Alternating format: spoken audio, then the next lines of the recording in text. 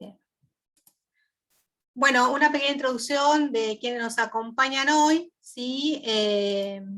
Está Alfredo Scateani, él es de la Acción Católica, Martín, Vero y Nacho, está casado, 48 años, es politólogo. ¿Qué más? Trabaja como docente, universitario y terciario, ¿sí? Y a la fecha, esto no lo había dicho la vez pasada, es comediante de stand-up. Nos acompaña también Mauro Gavilán, 22 años, licenciado en Teología Sistemática, en curso, profesor de Historia, es seminarista de la Diócesis de Buenos Aires, es coordinador del programa social Hacemos Futuro, docente en la Escuela Media Universitaria. Ambos son politólogos, nos están facilitando sus conocimientos y su tiempo para que nosotros aprendamos un poquito más sobre la doctrina social de la Iglesia. Este es el segundo encuentro. Así que ya los dejo. Bueno, muchas gracias. Buenas tardes a todos nuevamente. Gracias por esta segunda ocasión. Nos dieron una revancha, o sea que, bueno, algo bien habrá salido la primera y estaban pautadas, ¿no? Estas 3 charlas, esta es la segunda, así que, bueno, como dijo Lili recién, en la charla anterior, hasta donde pudimos, porque después, afortunadamente, bueno, la participación hace que el plan original a veces cuesta mantenerlo, entonces algunos temitas quedan un poco colgados, pero por la interacción que se va dando naturalmente entre todos los que participamos de estas charlas. Pero lo que vimos básicamente son los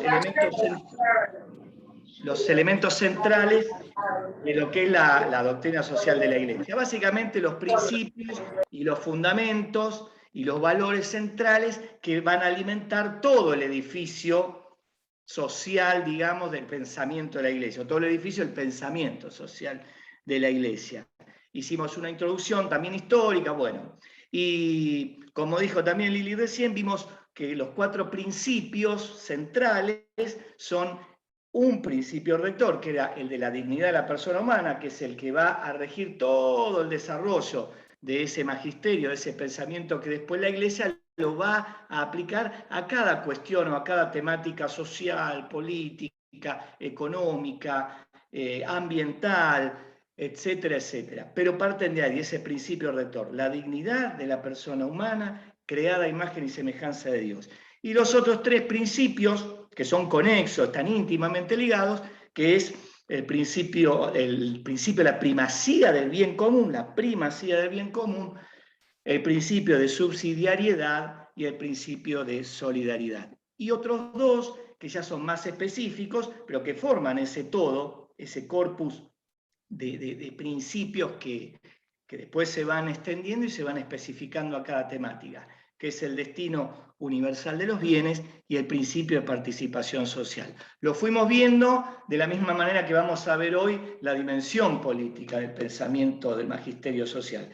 ¿Qué quiero decir de la misma forma? De una manera general, donde nos detenemos tal vez en algunas cuestiones puntuales que nos parecen a nosotros o más relevantes en el contexto de hoy,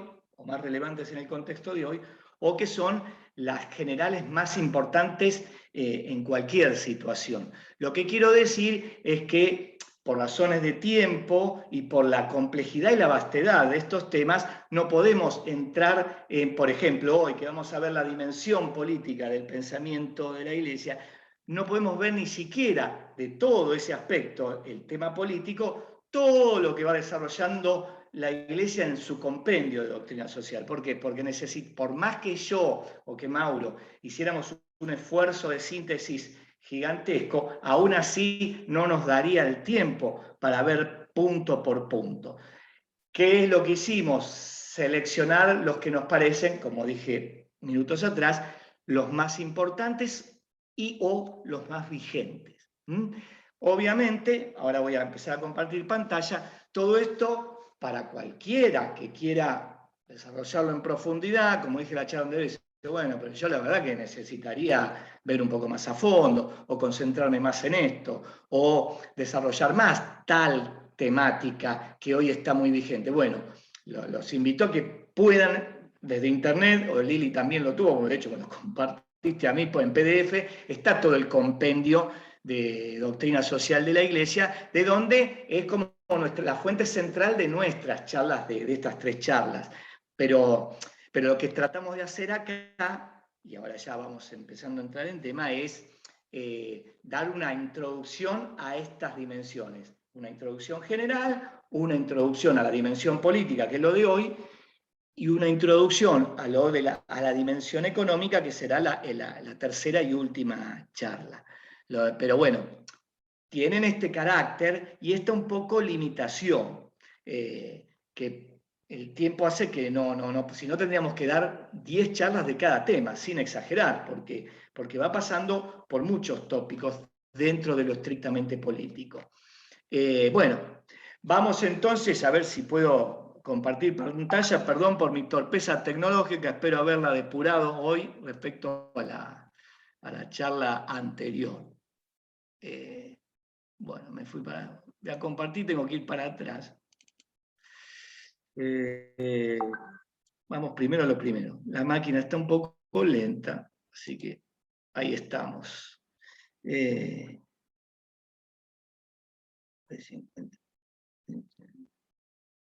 Acá está, a ver si aparece la pantalla completa. Ya se ve completa, ¿no? La pantalla ahí.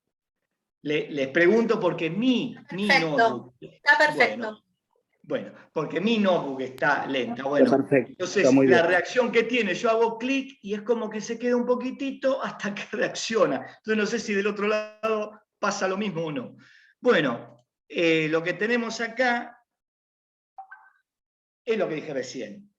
Todo lo que vamos viendo está desarrollado en extensión en este libro, que está disponible en formato digital, en la página web, que la tienen ahí marcada, para desarrollarlo el que quiera en extensión.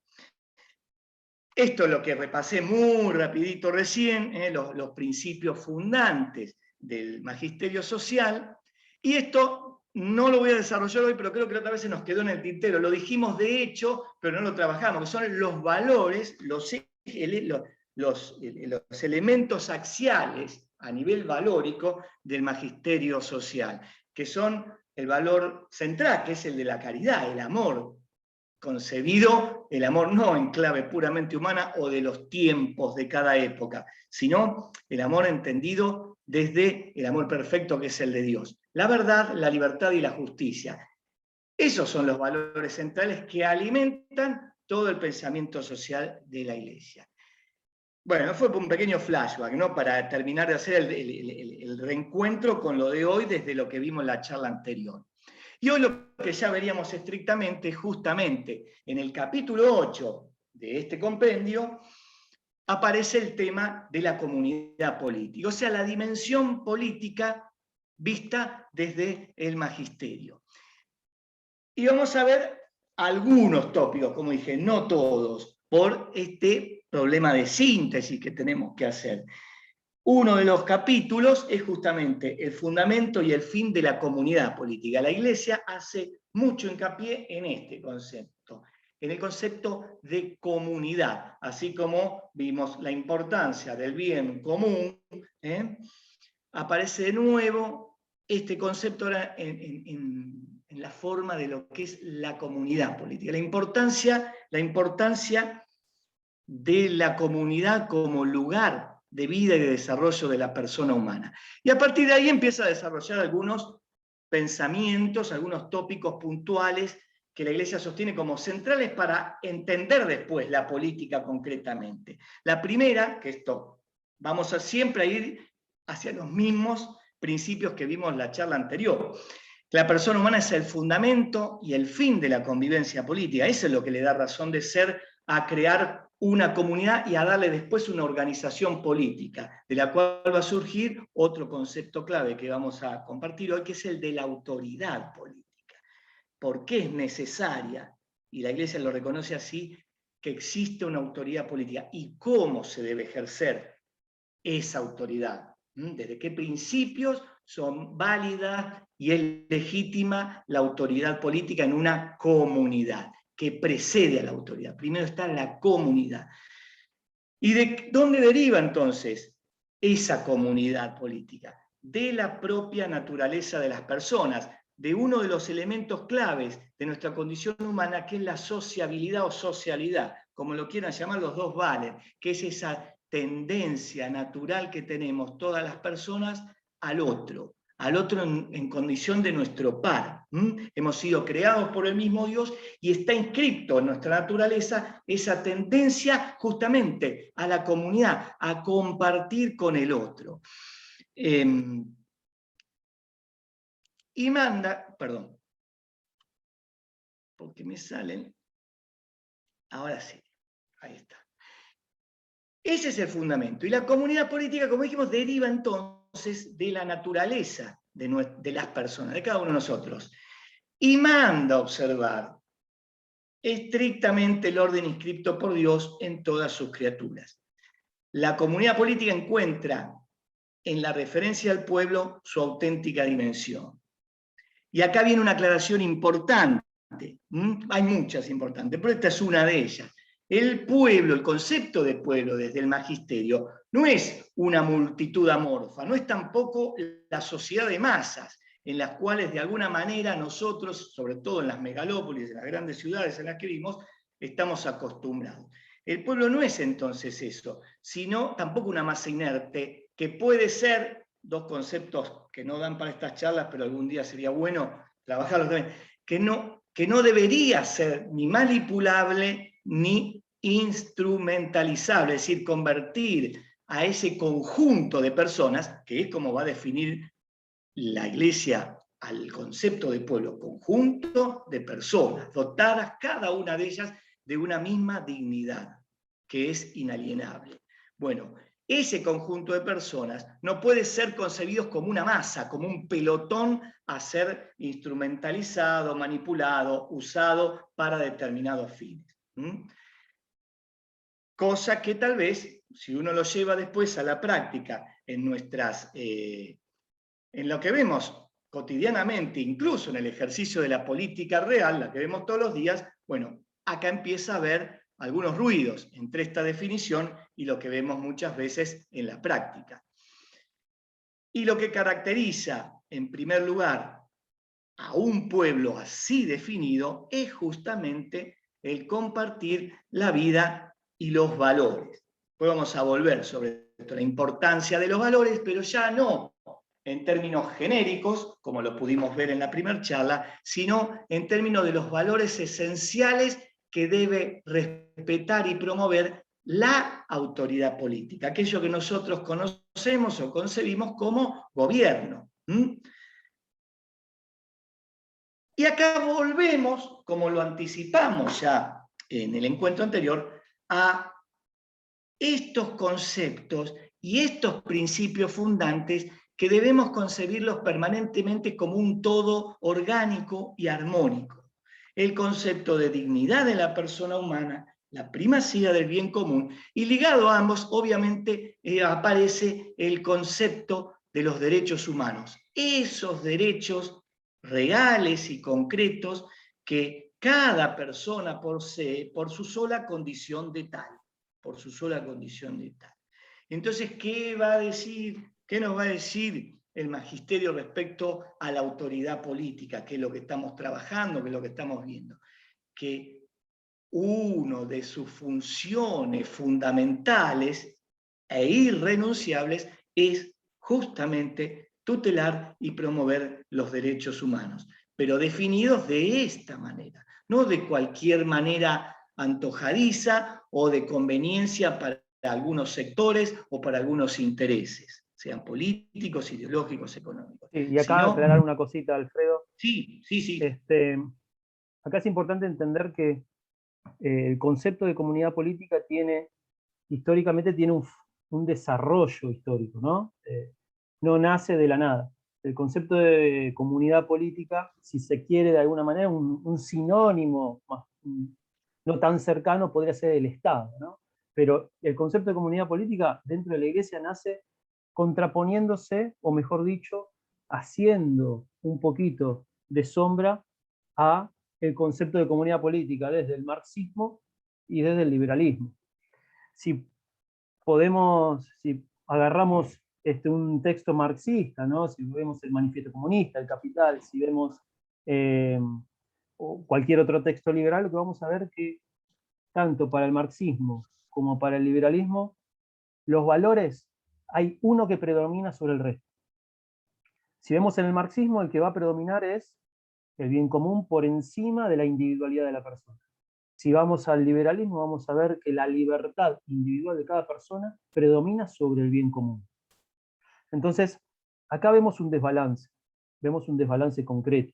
Y esto la Iglesia lo establece en la doctrina social, lo afirma, inclusive en Rerum Novarum, con el 13, esto se establece muy bien, se lo afirma, que no se puede promover un valor, absolutizar un valor por encima del otro, porque de alguna manera o se está infringiendo la dignidad individual de cada persona humana en respecto a si promuevo demasiado el bien común, absolutizando el bien común en detrimento de la persona humana, ¿sí? Como pasó con el tema del comunismo a lo largo de la historia, como también, ¿sí?, absolutizo la libertad individual de la persona, porque en ese punto la libertad de unos pocos estaría totalmente pisando la libertad de otros, y ahí ya no estaríamos en igualdad frente a la ley, ¿sí? Entonces, inclusive los derechos humanos ya no serían los mismos para todos.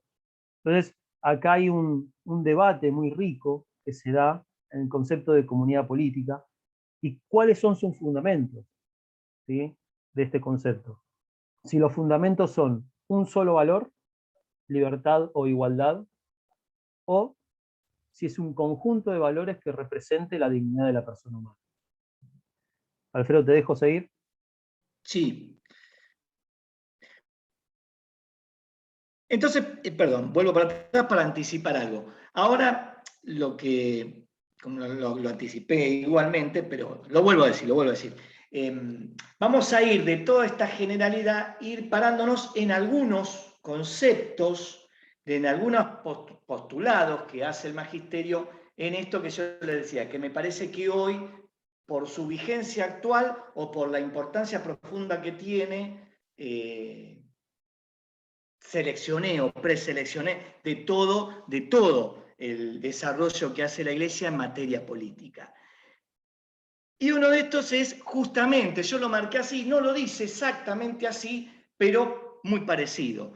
Y lo vinculo, en algunos casos, a temas puntuales que tal vez no están todavía vistos, que ahora los voy a citar, pero que ya están apareciendo en el horizonte, casi más que en el horizonte lo tenemos delante nuestro. ¿A qué me refiero? A que empiezan a aparecer, o ya se están desarrollando, problemáticas, desafíos o situaciones que tienen una fuerte carga de tensión respecto a todo esto que estamos compartiendo. Voy a la definición primero y después paso a esas temáticas que un poco trato de apuntar en esta pantallita.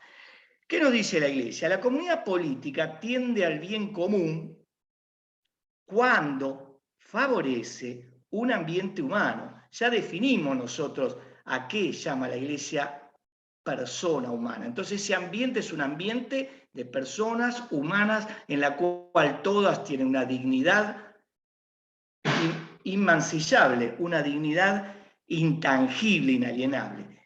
Entonces, cuando favorece un ambiente humano apto para el ejercicio real de los derechos humanos y del cumplimiento pleno de los respectivos deberes. ¿Qué quiere decir esto y qué señalo, qué me interesa a mí, por lo menos compartir con cierto énfasis con ustedes? Y esto sí tiene un poquito de carga de reflexión personal, que lo comparto también desde ahí. Esto lo dice la Iglesia, lo que estamos viendo en la pantalla, y esto que digo ahora lo agrego yo. Es una época la que vivimos, la que atravesamos, que está muy marcada por el énfasis en los derechos. Más allá de si son los derechos humanos entendidos como nosotros los estamos definiendo y compartiendo acá desde el magisterio, o en otra clave. Pero hay un énfasis muy fuerte en los derechos, por eso se habla de ampliación de derechos. A medida que transcurrió el tiempo se habló de derechos de primera generación, de segunda generación, de tercera generación. Hoy se habla de derechos de cuarta generación. Hay, en un lenguaje un poco básico, una proliferación de derechos por todos lados.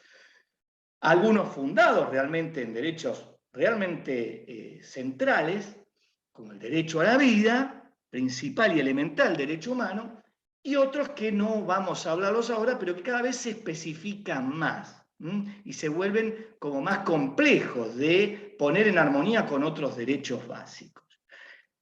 Pero ¿qué es lo que quiero decir? Lo que no se ve, y esto el magisterio lo va a señalar en otras palabras, es la contracara de esto, que frente a los derechos que somos portadores por nuestra condición de personas humanas, también somos portadores de deberes que nos competen como tal, es decir, como persona humana yo tengo derechos que son inalienables, pero también tengo deberes para con esa comunidad, tengo deberes para con Dios, tengo deberes para con el prójimo. Y esta palabra, fíjense ustedes que creo que no hay que bucear mucho en la vida cotidiana para ver que ha desaparecido, por lo menos culturalmente va desapareciendo, y mediáticamente ni hablar. En el plano de los intelectuales tampoco, y en el nivel político menos. Es decir, así como existen, esto es lo que quiero decir, derechos humanos, existen deberes humanos. Si no hay una correlación, si todos somos puramente portadores de derechos y nadie es responsable por ciertos deberes, por su condición humana, hay otro desbalance al que le sumo al que mencionaba Mauro recién. Porque se va formando también una mentalidad de época en la que esto que hablamos en la charla anterior de la solidaridad comienza a hacer ruido. ¿Cómo voy a ser solidario yo si me considero pura y exclusivamente portador de derechos que me da justamente lugar a exigir siempre y no a exigirme?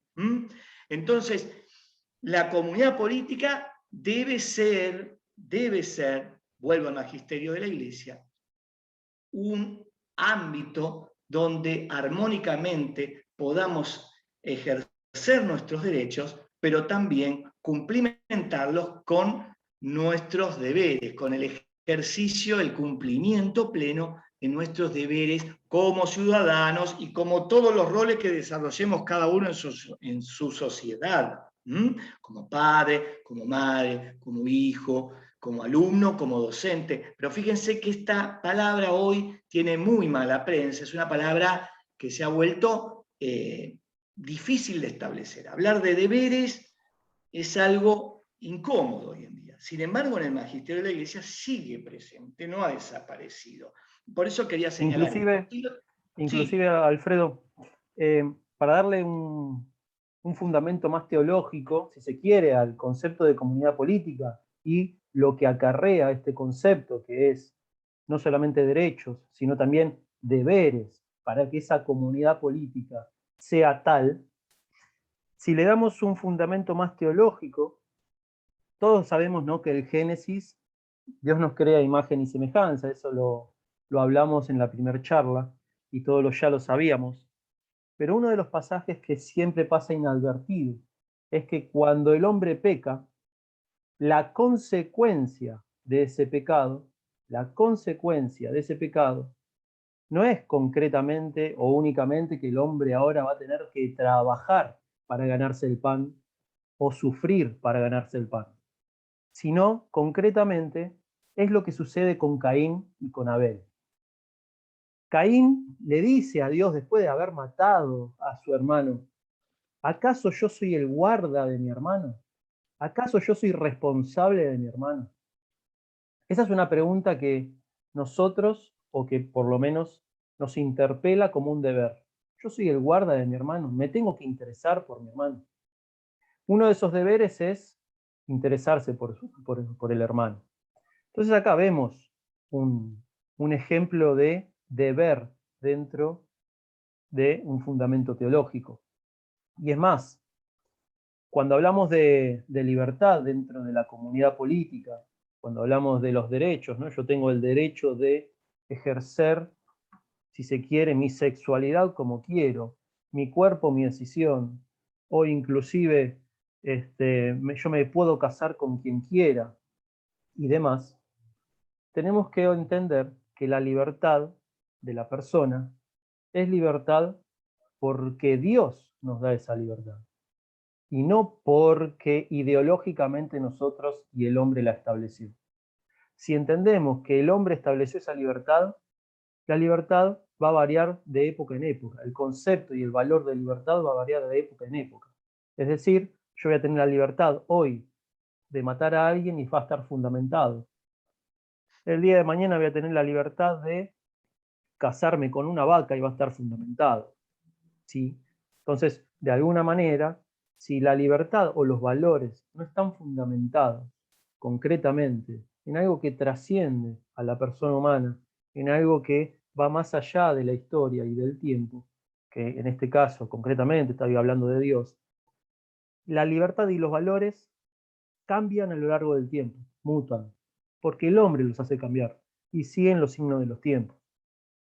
Por eso a mí me pareció importante resaltar esta cita, que cuando hablamos de responsabilidad, de deber, que son dos sinónimos, no es un deber con respecto a mí mismo, sino es un deber también con respecto a mi hermano. Porque la comunidad política no es una masa amorfa de individuos totalmente separados entre sí, sino que es necesariamente el hombre es, desde la naturaleza, es social, y por lo tanto, en esa condición de social, yo me tengo que preocupar por mi hermano. Y el ejercicio de mi libertad tiene un deber, y ese deber también incluye a mi hermano.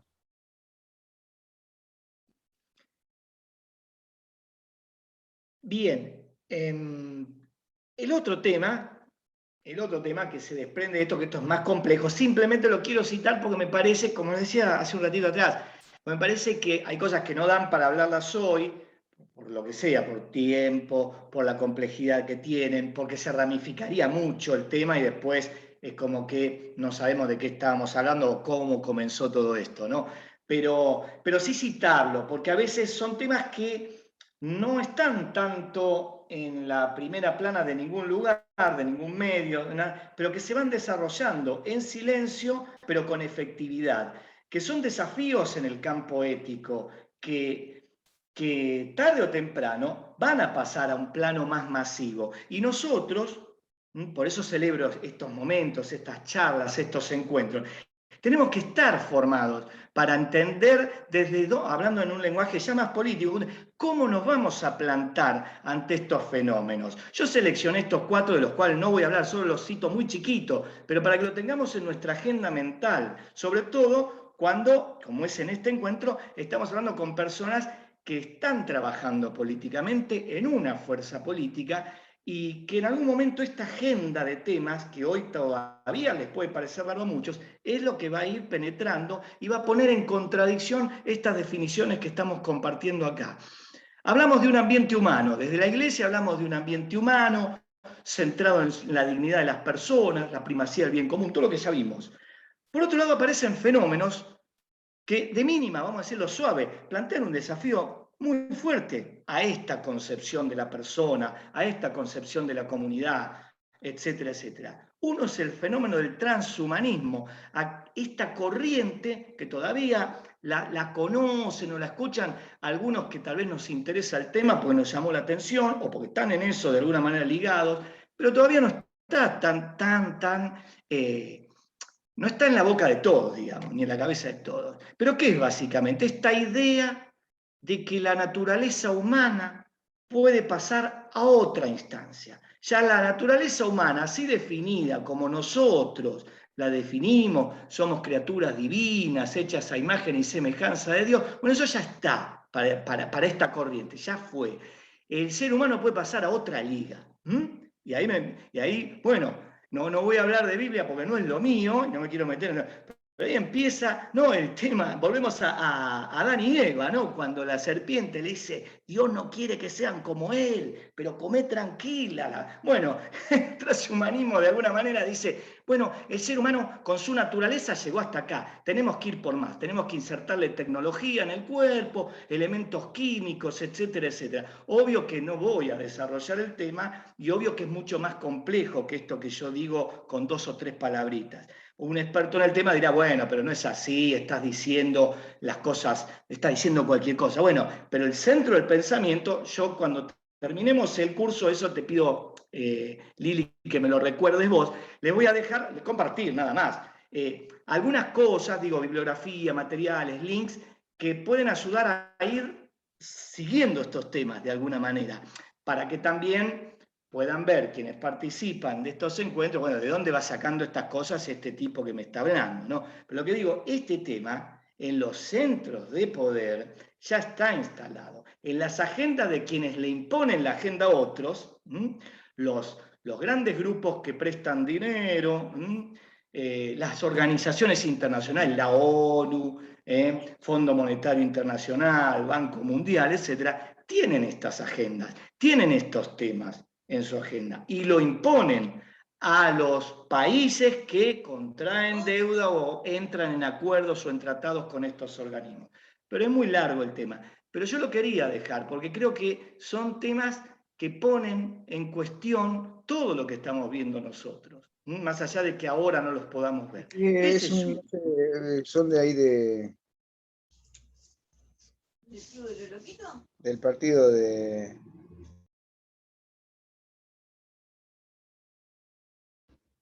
Ahí lo muteé, se sumó alguien más y no lo había muteado. Ah, bueno, no, es que pensé, perdón, me quedé porque digo, capaz que quería comentar algo de esto y entonces no quería, dice yo, no, por eso esperé después intuir. Bueno, no importa.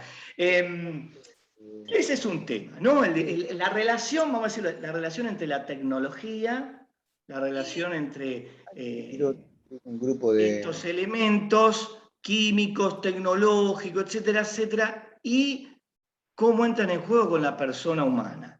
Otro tema, yo lo simplificé y puse guía, es el tema de la inteligencia, que está relacionado, el tema de la inteligencia artificial y cómo el desarrollo de la robótica y un montón de cosas, hasta qué punto pueden profundizar un ambiente humano, como estamos hablando, donde el hombre se desarrolle plenamente, y en qué punto puede lograr lo contrario. Por cada elemento que robotiza el trabajo, hay muchas personas que dejan de poder trabajar. Esto obviamente que es una matemática compleja. Lo dejo para la polémica para que cada cual después lo siga en sus ambientes, pero debemos decirlo, es un deber de conciencia como cristiano, estar atentos a estos temas. Acá hay justo un amigo presente, Marcelo Hayek, amigo mío, que como dirigente sindical sabrá bastante de lo complejo que es el mundo laboral hoy y cómo estos temas pueden influir mucho, ya no a futuro, hoy en día, porque si yo reemplazo con tecnología, con un solo robot, vamos a decirlo así, con un solo robot yo reemplazo 100 personas, en principio si es bueno o es malo, bueno, en principio podríamos decir que no sabemos si es bueno o malo. Será bueno o malo una vez que definamos qué hacemos con esas 100 personas. Y volvemos entonces al principio fundante de la dignidad de la persona humana. Acá no hay tiempo para trabajar el pensamiento social de la Iglesia en materia de trabajo, pero si decimos, eso es un elemento básico, que el trabajo dignifica al hombre, y podemos ir hasta los fundamentos bíblicos de esto, y entonces, ¿qué es lo que prevalece? ¿El desarrollo indefinido de la ciencia y la tecnología plasmado en un robot que reemplaza gente o la gente? Listo, lo dejo ahí, lo tiro, como se suele decir, lo tiro. Obvio que requiere una complejidad, no se trata de ir a romper robots, se trata de entender los desafíos que se nos vienen a la luz de la fe. Bueno, ni hablar de la clonación, ni hablar si pasamos al tema de la clonación humana. ¿Somos creados a imagen y semejanza de Dios o nos ponemos en el lugar de Dios y le decimos, correcto, que voy a fabricar algunos humanos yo? Otro tema. ¿Y qué es la biopolítica? Y cierro esto para no hacer tan extenso esta especie de notas al pie. Es lo que estamos viviendo hoy y lo vamos a vivir cada vez más. Hoy sucede un fenómeno a nivel geopolítico, a nivel de política internacional, conceptualmente sucede esto. Eso igual excede al magisterio. Lo estoy compartiendo nada más desde mí, como analista político.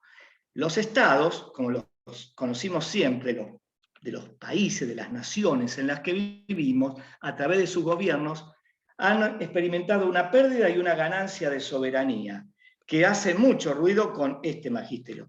¿Dónde perdieron soberanía? Frente a organismos internacionales, frente a grandes corporaciones, frente a grandes actores con mucho poder financiero que a veces se reducen a personas individuales, como grandes, comillas, filántropos, que así se hacen llamar a ellos mismos, tipos que supuestamente aman a la humanidad, y que tienen tanta fortuna como el PBI de 30, 40 países. Caso Bill Gates, Elon Musk, Jeff Bezos. Su fortuna equivale al Producto Bruto Internacional, perdón por la velocidad, al Producto Bruto Interno de, por ejemplo, en el caso de Elon Musk, es más o menos 50 países de África. Lo tiene un solo tipo.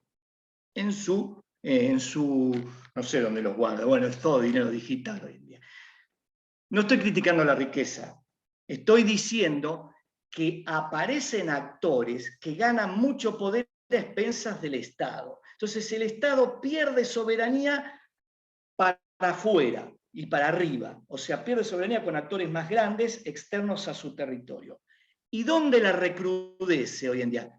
Con los ciudadanos que deberían ser los depositarios del poder político que le transfirieron al Estado. Por eso cada vez el Estado va ganando y va imponiendo más condiciones y va prohibiendo más cosas, creencias, palabras que no se pueden decir, expresiones, valores que ya no se pueden defender, que no se puede hablar en los medios. Ahí gana terreno. Y para afuera pierde terreno. Bueno, y gana terreno en estas cosas. Por último, para cerrarlo con un clásico de esto, toda la problemática que se desarrolló a partir de la ley del aborto, finalmente votada y aprobada en la Argentina, es una expresión clara de la biopolítica. Se imponen determinados intereses que van a regular la vida y la muerte de personas inocentes, por causas. No vamos a entrar en eso, pues es un debate en sí mismo. Pero cité esas cuestiones para que nosotros veamos lo, entre comillas, teórico de lo que es la doctrina social de la Iglesia. Dice, bueno, ¿qué dice? ¿Qué escribieron los papas? ¿Qué dicen los documentos? Dicen estas cosas. Bueno, ¿y cómo lo veo ahora aplicado al mundo en el que camino todos los días? Bueno, aparecen estos desafíos. No sé si hasta acá alguien quiere, no sé, comentar algo, se va entendiendo, yo perdón porque hablo rápido, pero porque trato de también respetar los tiempos y que no se nos quede nada. Sí. Una consultita, hablamos de este ambiente humano y por otro lado, habemos como esta ampliación, ¿sí? Para no entrar en debate, ¿sí? Y hablamos de transhumanismo, clonación, biopolítica. ¿IA qué significaría? Perdón. Inteligencia artificial, ya está. Inteligencia artificial. Perfecto, gracias. Alfredo. Sí. Alfredo. Sí. Perdón, yo puedo un bocadillo solamente quería meter, me parece muy interesante y muy claro lo que tanto Alfredo como Mauro están exponiendo. Yo quisiera meter un bocadillo al respecto de lo que ustedes estaban hablando muy acertadamente, y es respecto de todo lo que tiene que ver en cuanto a la presencia de Dios en toda la vida, ¿no? Porque estamos, yo siento, o sea, Mauro, no sé si sos seminarista o sacerdote, perdóname, no te quiero... Seminarista. Sos seminarista. Bueno, la verdad es un placer escucharte, te lo quiero decir. Y bueno, y vos mostrabas claramente el tema de que cómo se hace acá cuando se lo aparta a Dios de todo, porque realmente vos estabas hablando desde que todo viene de Dios, que la libertad viene de Dios, que la autoridad viene de Dios. Vos, Alfredo, también decías, de alguna manera, estabas exponiendo muy claramente. El tema es que acá las personas actúan como si Dios no estuviera o no existiera. Entonces es muy claro que, que surgen temas como la posverdad, ¿no? Que no hay una sola verdad. Entonces la verdad es como que se atomiza, se diversifica, no hay una verdad objetiva ni central, y eso es fruto, lamentablemente, bueno, nos vamos a remontar a la historia, tenemos ejemplos al rolete, pero es evidente que el tema de la política sin Dios es muy, digamos, es complicado de que haya un camino acertado, ¿no? Porque obviamente al cortar el hilo del hilván que tiene Dios con la política, con la autoridad, es evidente que estamos librados, digamos, digámoslo así, paradójicamente a la buena de Dios, en el sentido de que cada uno, si la autoridad no está sujeta por Dios, ¿no? Y nadie escucha lo que Dios tiene para decir a través de la doctrina social de la Iglesia o de los postulados cristianos, los mandamientos cristianos que todos nosotros compartimos, evidentemente que el tema se hace bastante intrincado, ¿no? Como quien dice remar sobre dulce de leche.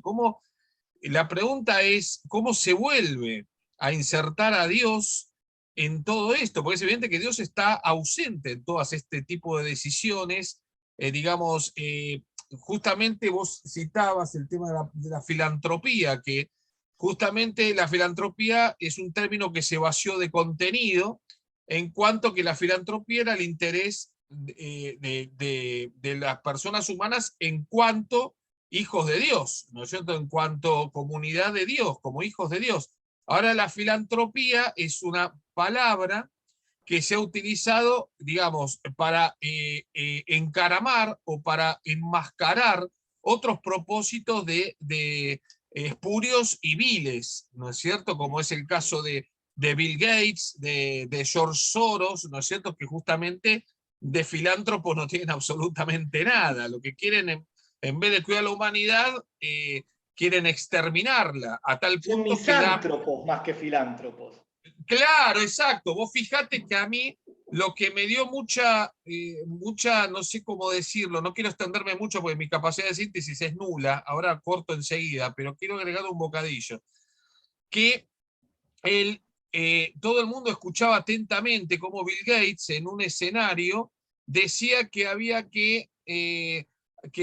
mucha población humana del mundo y que eso reducía el tema del dióxido de carbono, no sé qué disparate dijo, y que todo el mundo lo escucha como un sabio adelantado a la época.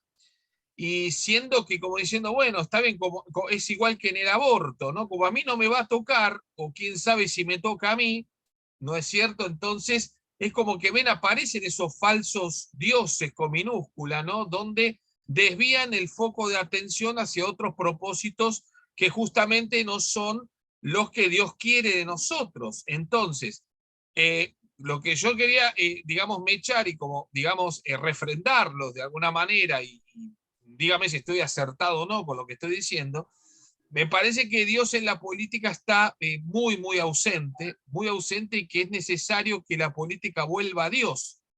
Evidentemente que nada, digamos, no hay, no está impregnada justamente la política actual de las cosas de Dios, ¿no es cierto? Entonces, evidentemente, al no estar Dios en todo, hasta en los valores, porque vos fíjate, los valores la gente está completamente equivocada, como de proteger, de valorar más la protección de los animales que la protección de un ser humano en gestación.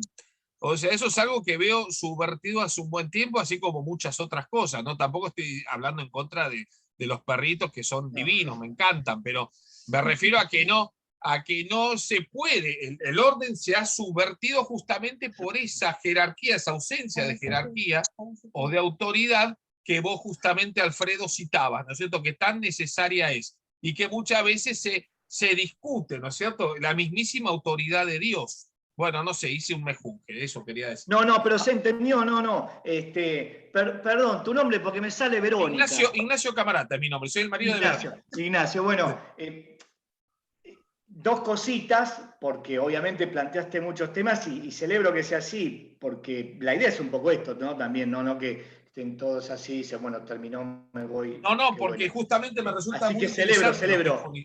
Sí. Claro, pero lo que quiero decir es que, como citaste una serie amplia de cosas, que todas las comparto y son muy concretas todas, voy a decir dos cositas puntuales a eso. Una más, no sé cómo decirlo, a ver, una más práctica y otra más filosófica, si se quiere, más filosófica y espiritual a la vez. La más espiritual, diría, es lo que creo que lo dije, lo compartí en la charla anterior. Digo, uno tiene esa sensación, yo tengo la misma sensación que vos, si te hablo a título personal. Uno dice, bueno, che, pero está todo patas para arriba, y parecería que la perspectiva es que va a seguir así. Uno ve como que la inercia va para ahí, la tendencia va a que ya no sabemos con qué nos van a salir. Nuestros mismos dirigentes políticos, las fuerzas políticas se han transformado en cualquier cosa distinta a la que eran en origen. Pero bueno, no me voy a empezar yo ahora a citar 1000 cosas. Lo que quiero decir es que ante esa perplejidad, uno a veces tiene esa sensación, por lo menos yo, uno queda como perplejo, y dice, che, pero está todo, ahí está. Y dice, bueno, hay gente que prefiere una mascota que tener bebés. Hay publicaciones, que yo las voy a compartir después al final para todos, que citan a un bebé. Tener un bebé es lo más contaminante, el elemento más contaminante que puede hacer el ser humano, y no es una página ni de humor, ni que lo dice en sorna, lo dice pretendiendo ser científica. Dice, lo peor que puede hacer el ser humano, después mandan a Greta Thunberg o algo así para esto, pero esto lo dice otra revista, pero está publicado con un estudio, dice, y hay un gráfico donde pone en la punta del iceberg de la contaminación la imagen de un bebé. Entonces dice, bueno, lo peor que podés hacer vos hoy es tener un hijo. Es tener un hijo. No voy a abundar con ejemplos. ¿Por qué cité solo este ejemplo?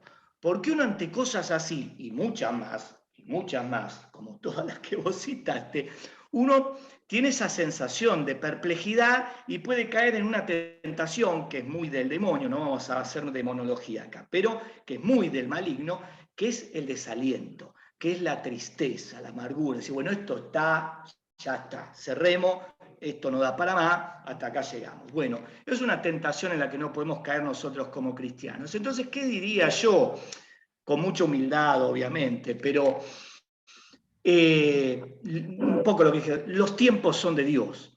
La siembra es nuestra y la cosecha vuelve a ser de Dios. ¿Qué quiero decir? Nos tocó esta época, chicos, chicas, muchachos y muchachas, nos tocó esta época.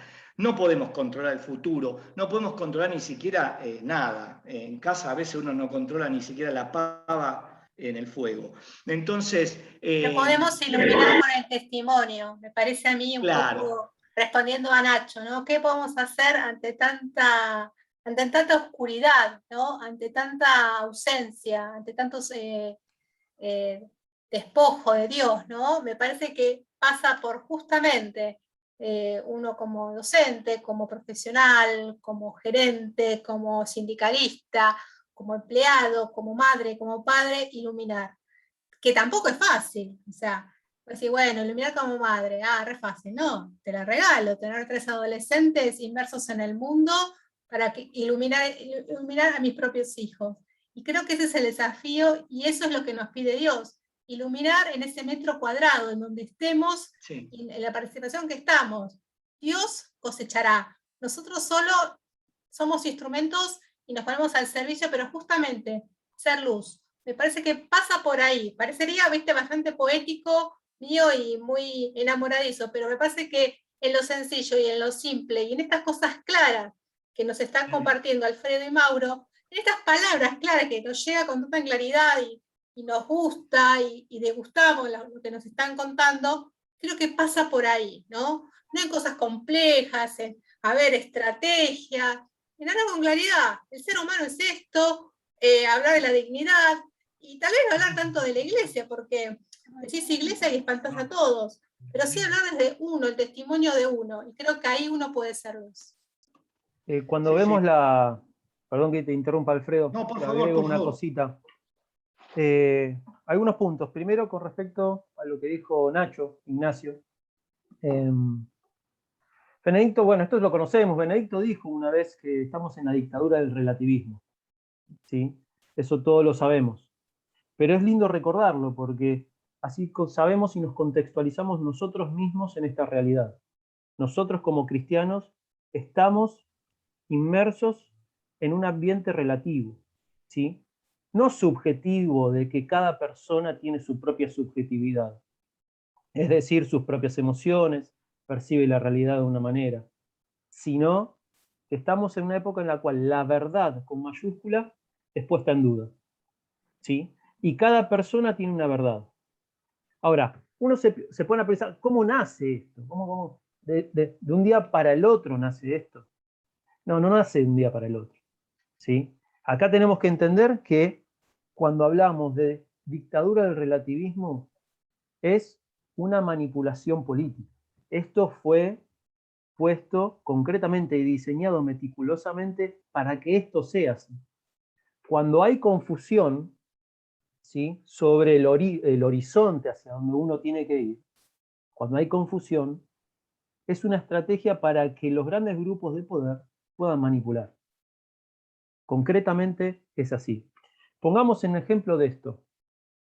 Si a un chico de 14 años que está construyendo su propia personalidad, sabiendo todo lo que implica hormonalmente, sabiendo todo lo que implica, ¿no?, los conflictos con la familia, teniendo sus primeras relaciones sociales con el ambiente, si a ese chico le instalamos en su mente que tiene que deconstruirse las 24 horas del día, ¿sí?, y que todo lo que le enseñó la familia está mal, ese chico no solamente va a tener, ¿sí?, un gran problema y una crisis existencial tremenda, sino que no va a poder salir de esa crisis durante mucho tiempo. Y hay que ver si sale.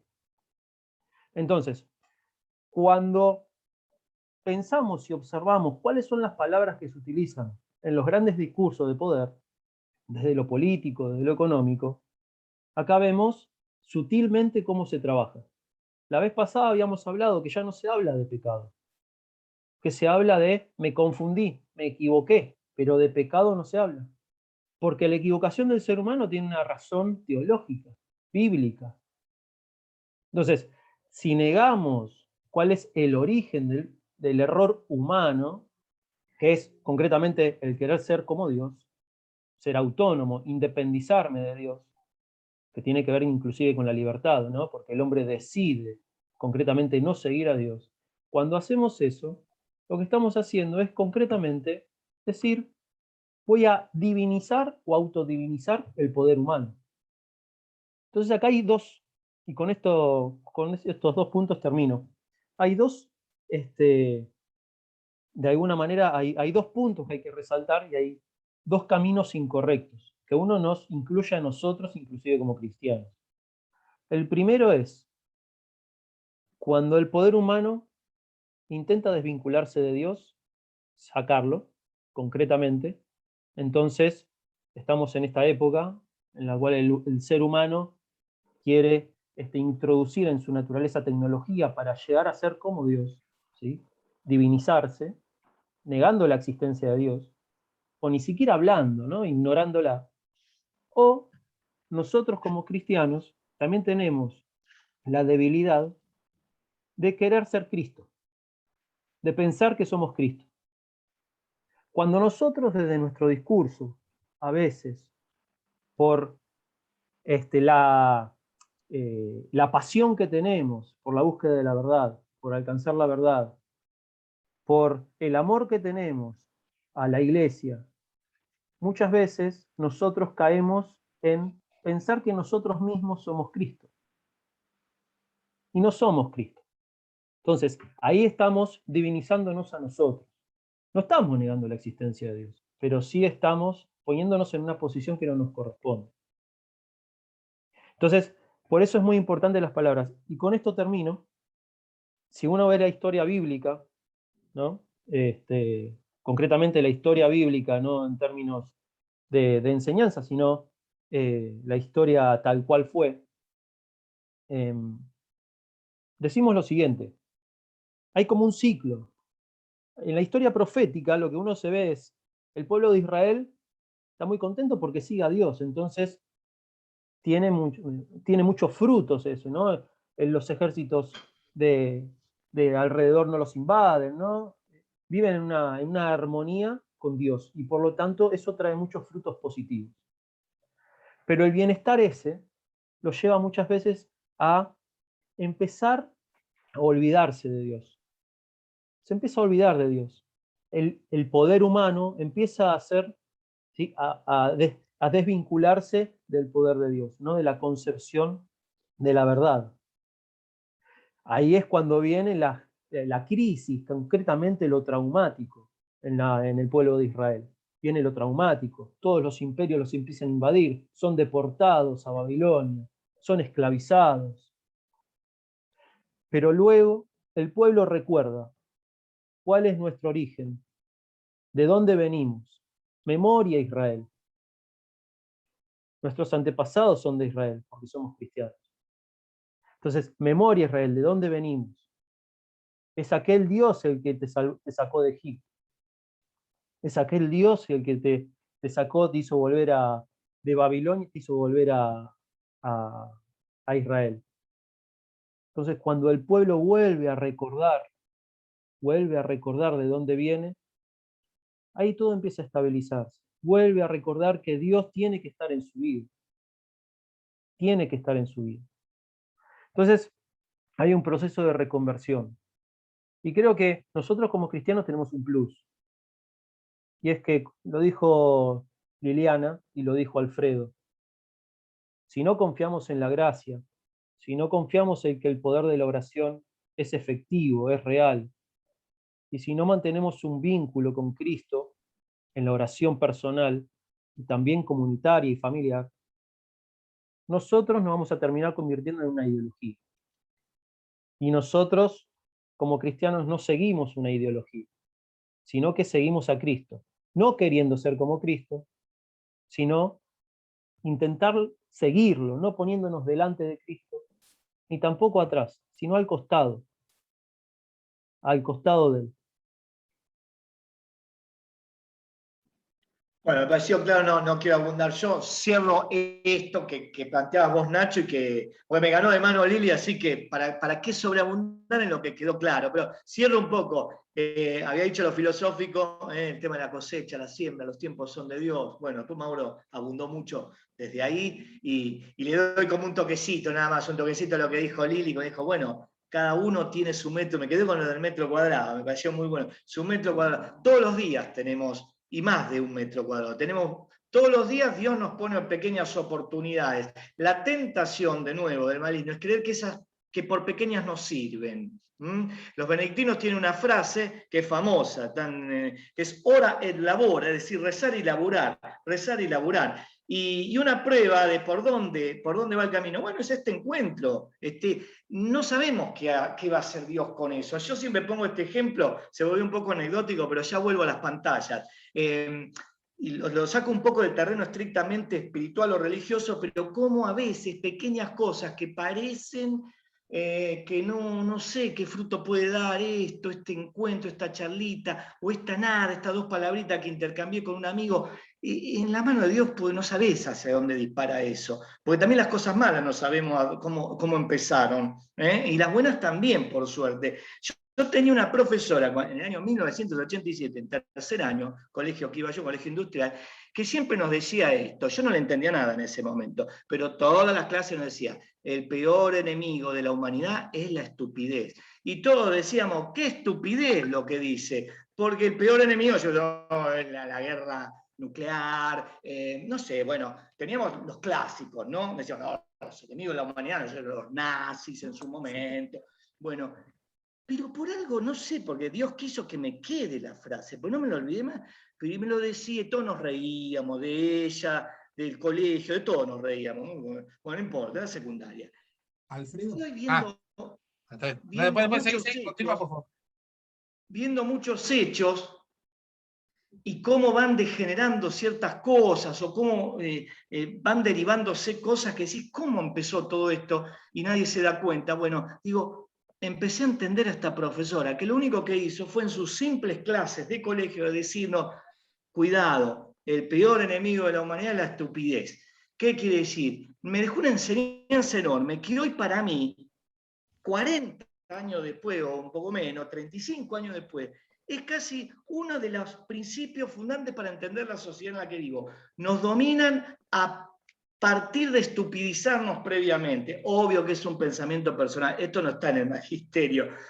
Pero lo que quiero decir es otra cosa, y me callo con esto por lo menos, es las pequeñas cosas tienen una potencia escondida que yo no puedo controlar, porque como bien dijo Mauro, no soy Cristo, no soy Dios, pero Dios, no sabés lo que puede hacer Dios con eso. Dios no sabés, perdón, lo que puede hacer Dios con este encuentro, con cada uno de nosotros, con esto que compartimos. Yo, si hoy, en vez de estar dando este encuentro, compartiendo, mejor dicho, este encuentro, estaría capaz que en mi casa quejándome de lo mal que está el mundo, ya perdimos algo.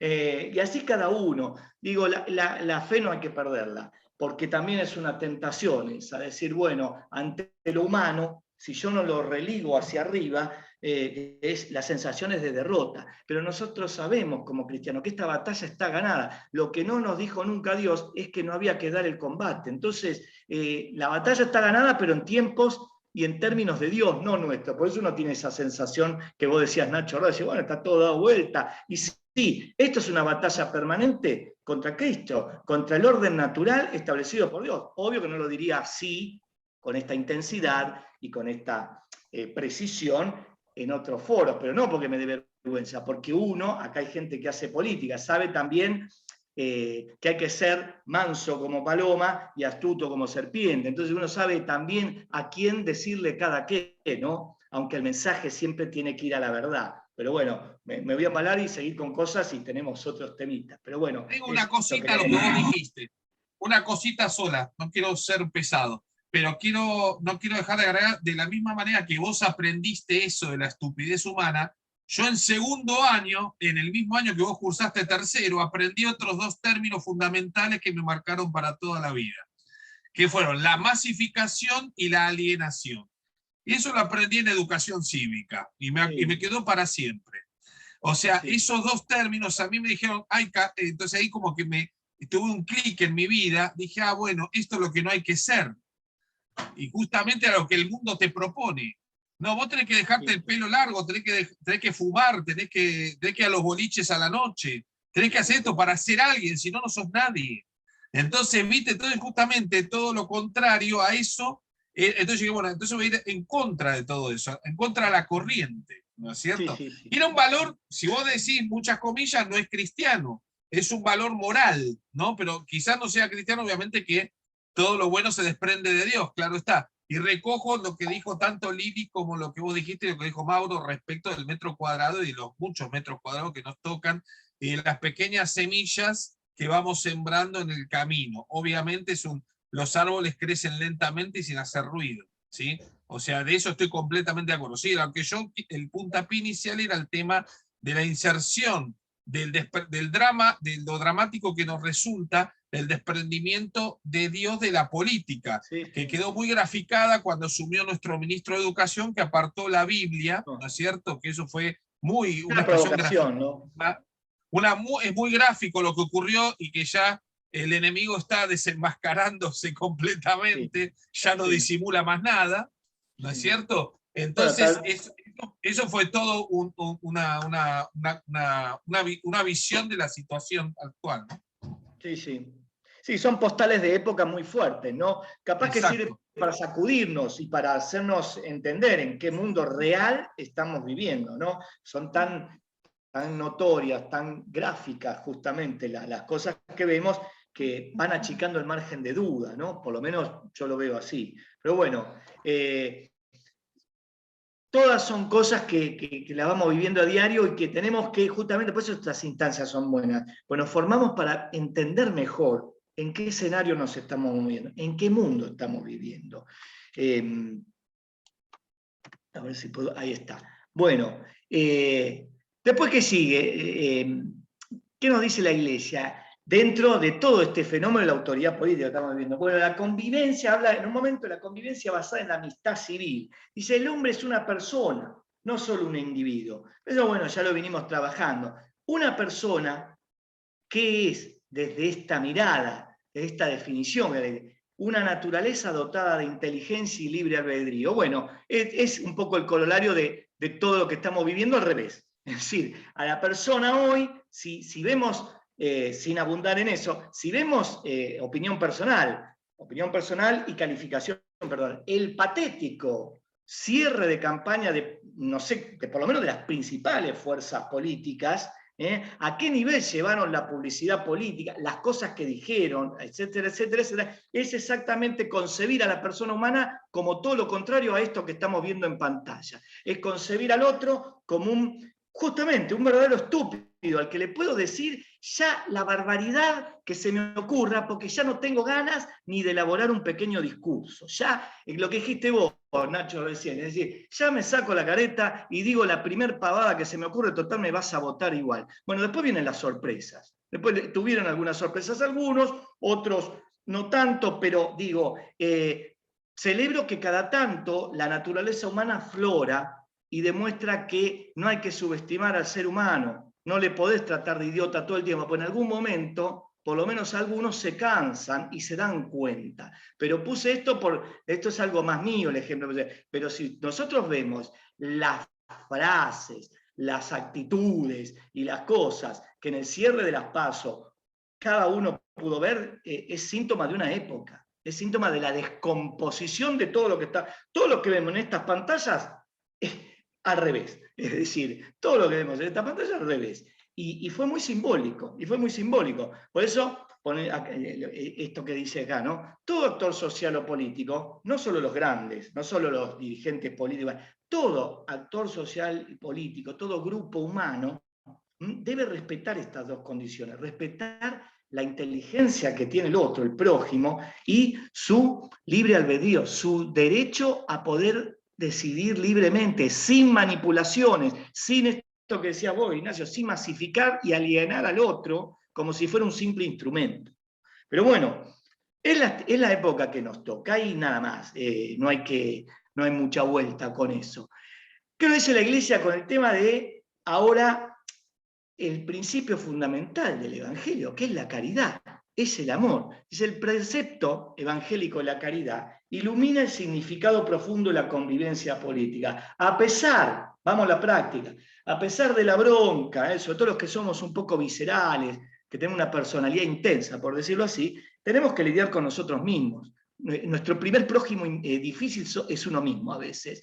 Y a veces poner en eje todo en la caridad, en el amor de Cristo, con todo esto que estamos hablando, se vuelve un desafío interno difícil. Ni hablar para con los demás, pero con uno mismo. ¿Por qué? Porque Dios que nos dice en todo caridad, a pesar de todo lo que vemos, a pesar de todo lo que nos choca, y a pesar de que nuestros enemigos, vamos a decirlo así, una y otra vez parece que hacen el esfuerzo para que los odiemos, debemos amarlos.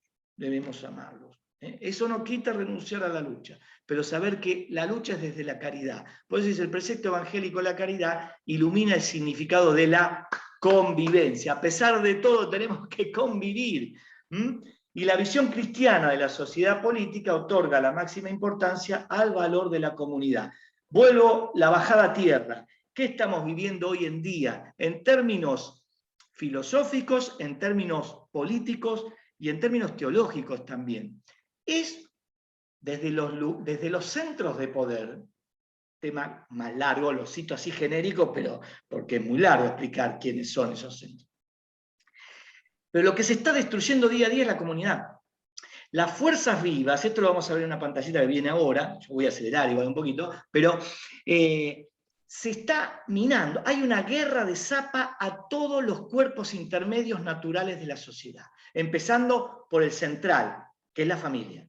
El ataque va centralmente ahí, por eso ya nadie habla de la familia, y si se habla es para ridiculizarla y para ponerla en el foco de todo lo que está mal, de todo lo que frustra tu vida, de todo lo que molesta, de todo lo que hizo daño en la historia. Lo voy a tirar en una pantalla, un par de pantallas más atrás, porque yo no me quiero adelantar. Pero ¿qué quiero decir?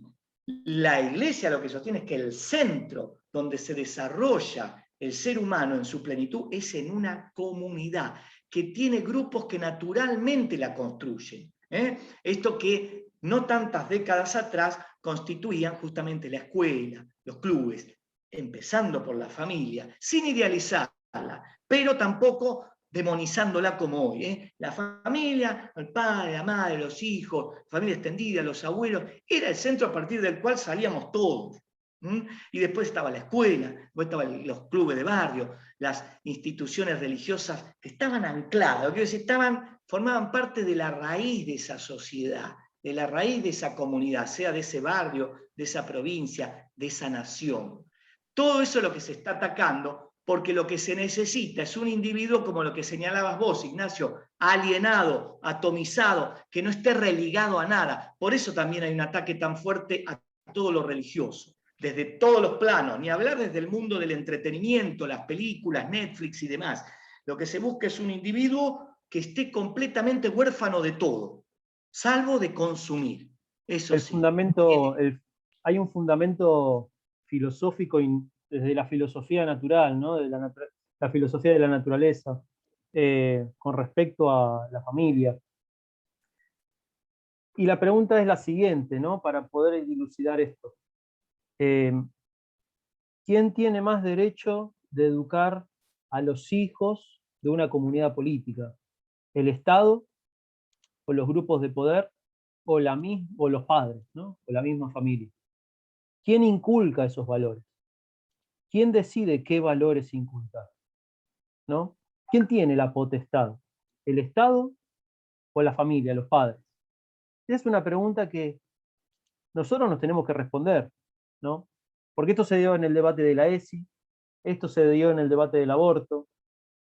¿Quién tiene que inculcar y enseñar los valores a sus hijos? Quien tenga contacto con adolescentes, con jóvenes que están en las parroquias y jóvenes que están pasando por situaciones conflictivas en su vida, porque todo joven en algún momento hace un quiebre, ¿no? Y se pregunta cuál es el sentido de mi vida, cuál es el sentido de su propia existencia, de su propia vida. Cuando vos le preguntás, ¿y tu familia cómo está? Y te dice, mi familia no sirve. Mi familia es una puntos suspensivos. Entonces, cuando se pone en jaque la familia, el concepto de familia, cuando el concepto de familia o los valores que esa familia decide enseñar a sus hijos, cuando eso sucede, concretamente se empiezan a perder generaciones. Cuando el joven y el adolescente empieza a desligarse en términos de valores, ¿no? Con respecto a los valores de sus propios padres, de su familia, de sus hermanos, comienza a separarse, quien absorbe a esos jóvenes son los grupos de poder, son los grandes discursos de poder. Por eso hoy vemos muchos chicos en la cual, teniendo una familia cristiana, creyente, los padres no pudieron, y no los culpo, no pudieron soportar la presión de los grandes grupos de poder y los grandes discursos. Chicas de 14 años, de 15 años, y chicos de 14 años, de 15 años que ya se están drogando. Pero porque hay un discurso que les baja línea continuamente. Entonces la familia está siendo atacada no es una guerra de un único frente, sino que son múltiples frentes, desde lo económico, desde los valores, desde lo social, desde lo cultural, desde lo político.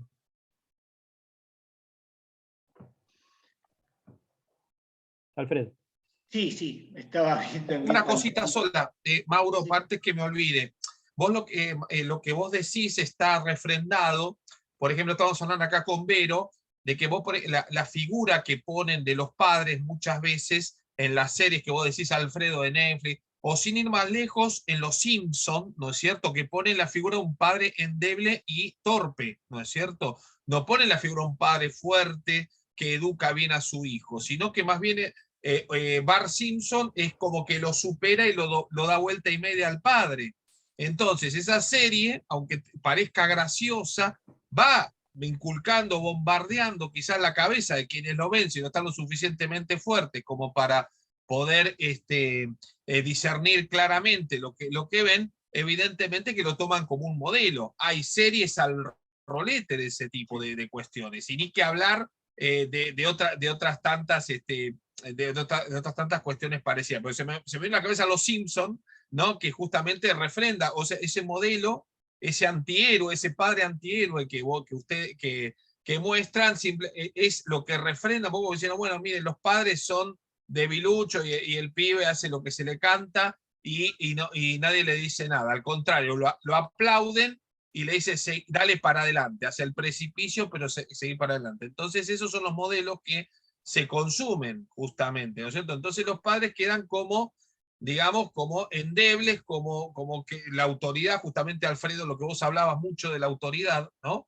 Entonces queda como relativizada, como endebilizada, ¿no es cierto? Eso quería decir. Sí, y tener en cuenta esto, es algo muy importante, es que toda institución se fundamenta y tiene su origen cuando se deciden qué valores enseñar.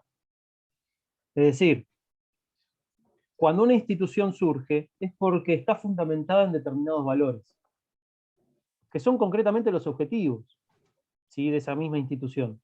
La institución tiene que defender valores. Además de todo el marco legal, si se quiere, que la respalde y demás, porque hay instituciones formales, pero también hay instituciones informales.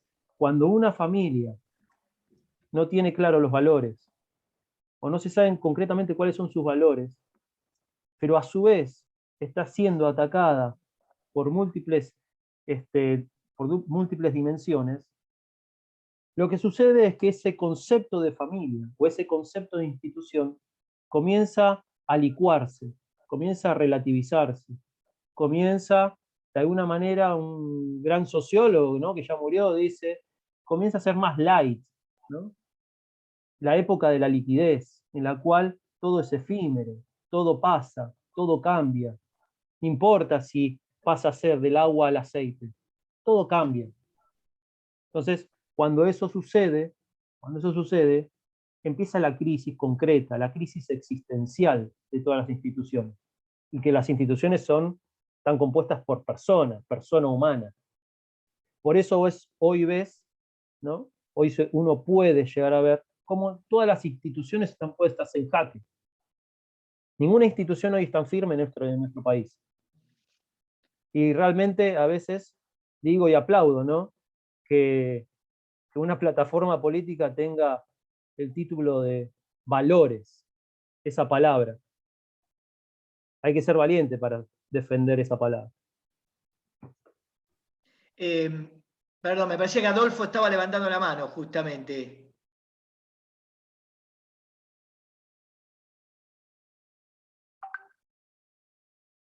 Está muteado.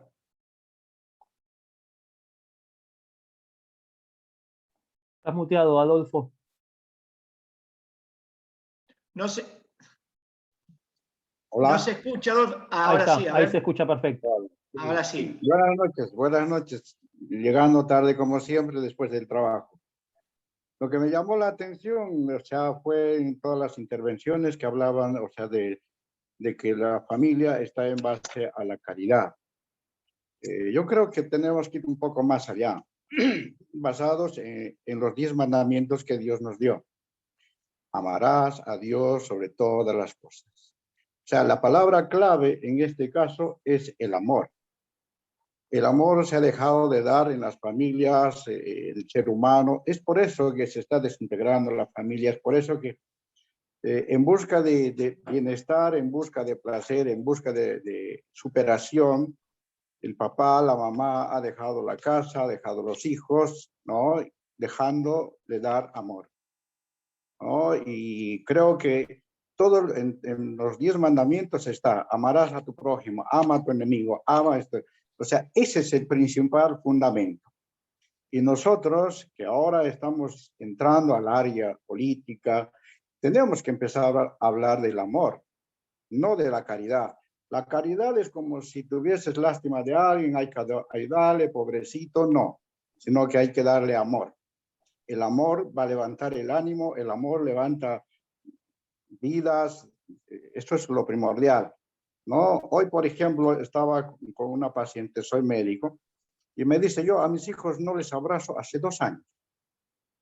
¿Por qué no le abraza? Porque tengo miedo a contagiarles, yo salgo todos los días a calle. ¿Pero usted está enferma? No. O sea, imagínense, o sea, esas son las consecuencias de esta afección, ¿no? De la falta de afecto. Y eso está ocasionando más de lo que ya estamos ahondados y estamos perdidos. O sea, cuando nosotros hablamos de los chicos que no obedecen, no saben qué quieren, qué van a hacer, porque nunca papá, mamá se ha sentado a hablar. No importa si hay familia o no hay familia. La persona que tiene amor va a enseñar amor. La persona que no tiene amor no enseña amor. Entonces hablaban de que hoy no quieren tener hijos, sino prefieren tener perritos. Prefieren amar al perrito, que nada tiene que, también merece amor. Pero en todo caso, el que más vale es una vida, ¿no? Entonces, si nosotros no podemos hacerle entender a de que necesitamos a alguien para que pueda vivir en la vida, porque eso es la base del amor, ¿sí? Entonces, habría que cambiar esta estrategia, la palabra de caridad por amor. Además de eso, nosotros estamos dejando todo de lado cuando no hacemos nada. Alguien comentó sobre los Simpsons. ¿Qué estamos haciendo nosotros como parte de la Iglesia Evangélica? No hay un solo dibujo animado que hable. Nosotros deberíamos pensar en hacer medios de comunicación y volver otra vez. O sea, tener radios, hablar de esto del amor, comprar canales, hacer cosas que tiene que ir en contra de todo lo que están haciendo.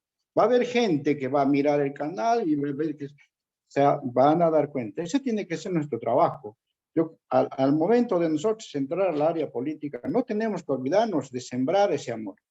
No tenemos que olvidarnos de enseñar.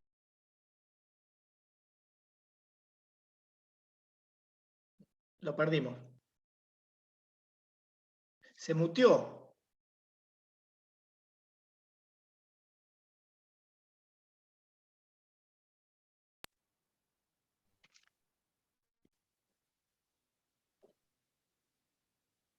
Ahora sí, a ver.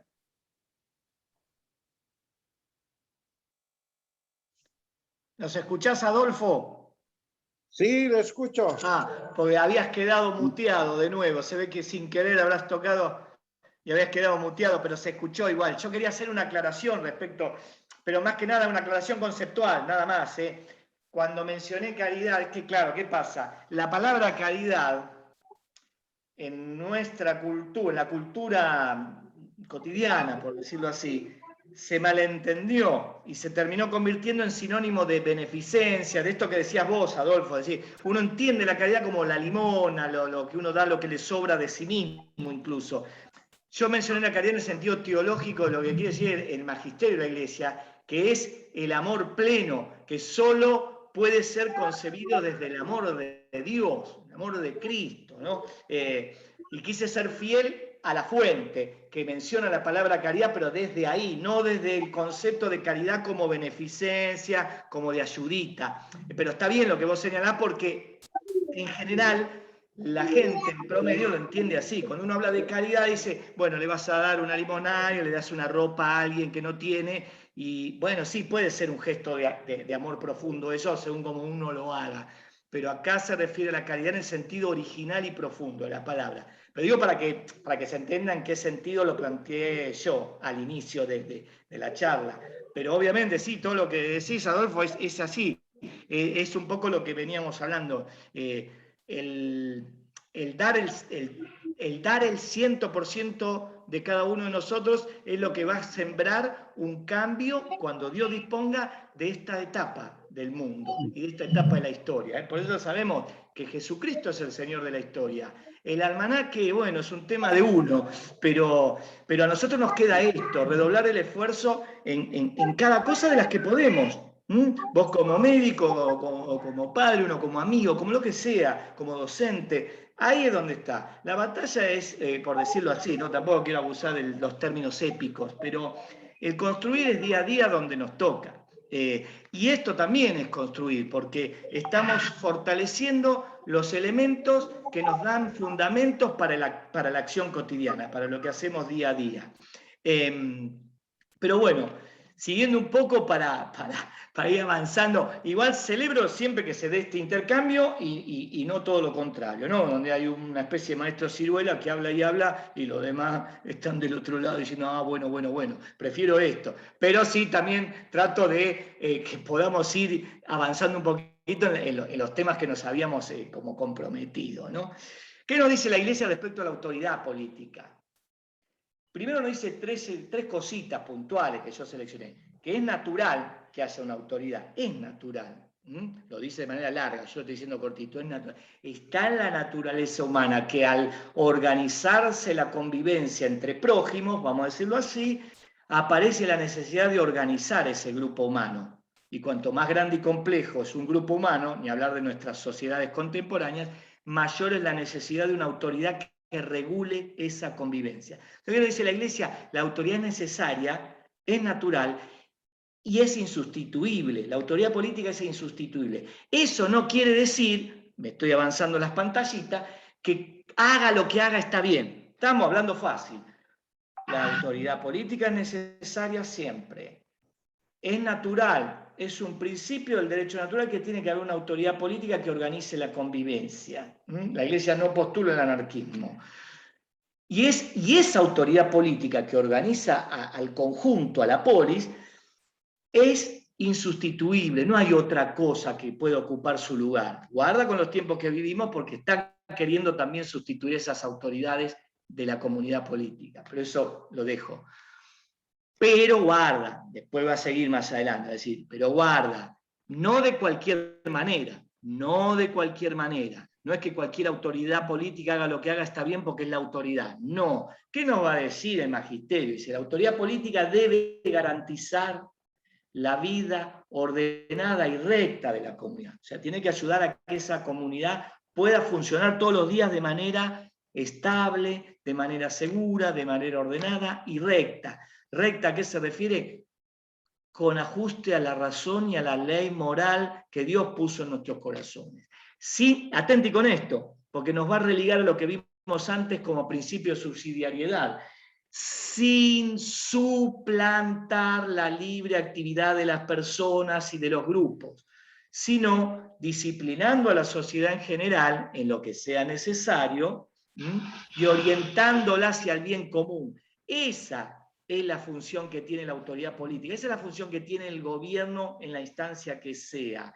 No la de invadir los espacios que no le corresponden, no de invadir el espacio que es pleno de la familia o de los grupos intermedios que hacen a la sociedad. Por eso pusimos acá este grafiquito, porque lo vimos en el encuentro anterior. La familia es el núcleo central de la sociedad. Esto es magisterio eclesiástico puro. La familia es el núcleo central de toda sociedad. Padre, madre, hijo. Padre, madre, porque como se está, entre comillas, resignificando todo, hoy ya dice, no, no es padre, madre, hijo, es como más o menos cada uno se le antoja.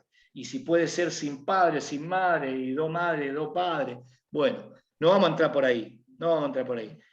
Luego vienen los cuerpos intermedios que naturalmente surgen en la sociedad, no ONGs internacionales que no sabemos de dónde vienen, sino lo que vimos, escuelas, iglesias, clubes, familia ampliada, esos son los cuerpos intermedios.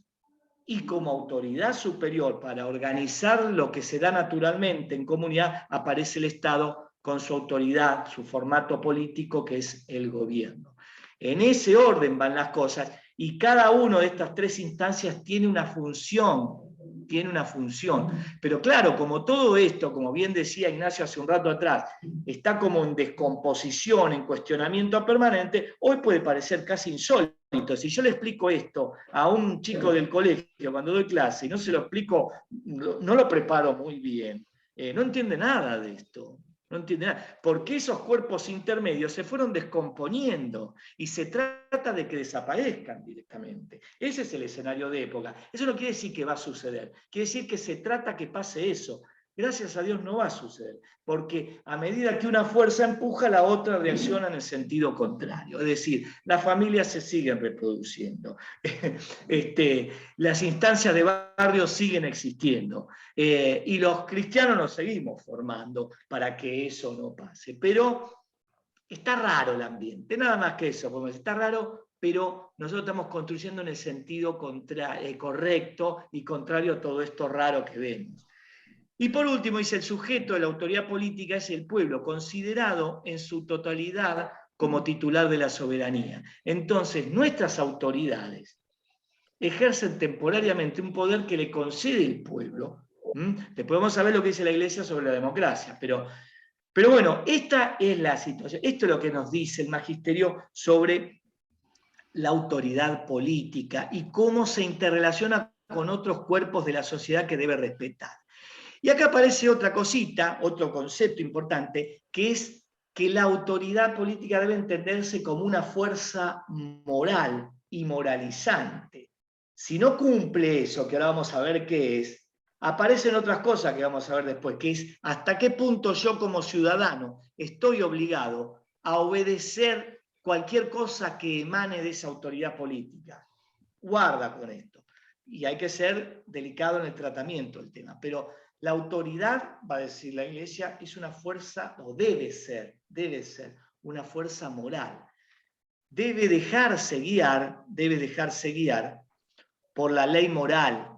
Toda su dignidad, la dignidad del ejercicio de la autoridad como gobierno, deriva de ejercitar ese orden moral. Si no hace eso, pierde su dignidad y se convierte en poder desnudo, en ejercicio autoritario del poder.